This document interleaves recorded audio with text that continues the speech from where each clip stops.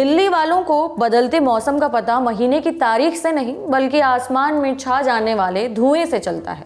सर्दी शुरू होते ही आसमान धुएं की चादर से ढक जाता है। हर साल जैसे ही सर्द हवाओं के साथ सर्दी अपने रंग रंगना शुरू करती है, वैसे ही दिल्ली का आकाश शून्य हो जाता है। धुएं की चादर दिल्ली को सूरज से और कोसों दूर कर देती है।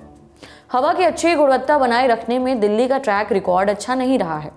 साल के ज़्यादातर महीनों में शहर का एयर क्वालिटी इंडेक्स यानी AQI खराब श्रेणी में ही बना रहता है। सरकार की ओर से हर बार हालात सुधारने के वादे किए जाते हैं, लेकिन इसके बावजूद परिस्थितियों में सुधार होता नहीं दिख रहा। इस बीच प्रदूषण से परेशान रहने वाले दिल्ली वालों के लिए एक खबर आई। खबर ये कि पिछले 5 सालों में दिल्ली में पॉल्यूशन के कड़ों में लगभग 5.9% की गिरावट आई है। बावजूद इसके दिल्ली 2023 में देश में दूसरा सबसे प्रदूषित शहर रहा। प्रदूषित शहरों की लिस्ट में पहले नंबर पर पटना है।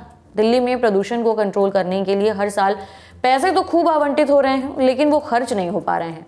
केंद्र सरकार के आंकड़ों के मुताबिक राष्ट्रीय स्वच्छ वायु कार्यक्रम के तहत केंद्र सरकार ने दिल्ली को 38 करोड़ 21 लाख रुपए का बजट दिया था, मगर इसमें से केवल 28% ही इस्तेमाल किया गया है।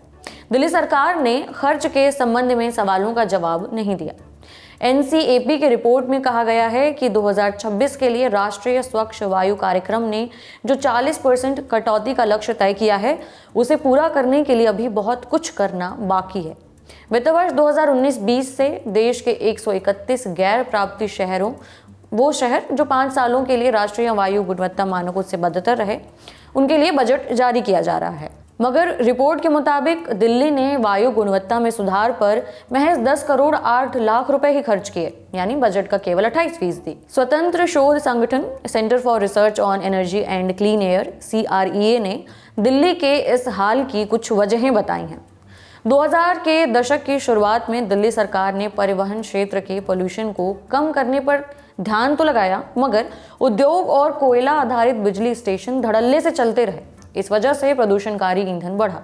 2023 की दिल्ली 2022 की तुलना में ज्यादा प्रदूषित थी। हालांकि 2019 में हाल और बुरा था। दिल्ली के अलावा PM 2.5 स्तर के मामले में NCR के शहर फरीदाबाद, गाजियाबाद, नोएडा और मेरठ टॉप 10 की लिस्ट में थे। 2023 में दिल्ली की सालाना औसत PM 2.5 सांद्रता 102 माइक्रोग्राम्स पर क्यूबिक मीटर थी। 93 शहरों की लिस्ट में सबसे बदतर से एक कम। इस लिस्ट में मुंबई, भोपाल, लखनऊ, कोलकाता, चेन्नई और बेंगलुरु जैसी राजधानियां भी थीं। राष्ट्रीय स्वच्छ वायु कार्यक्रम NCAP को 10 जनवरी 2019 में लॉन्च किया गया था। मकसद था 2024 तक पार्टिकुलेट मैटर के स्तर को 20% से 30% तक और 2026 तक 40% कम करना। लेकिन जिस तरह है प्रदूषण का स्तर साल दर साल बढ़ता जा रहा है, वो सरकार के लिए अब एक बड़ी चुनौती बन गई है। आप दिल्ली के प्रदूषण के लिए किसे जिम्मेदार समझते हैं, हमें कमेंट बॉक्स में बताएं। आपके लिए ये जानकारी जुटाई थी हमारे साथी सोमशेखर और सुप्रिया ने। मैं हूं उपासना और आप तमाम खबरों के लिए देखते रहिए दी ललन टॉप। शुक्रिया।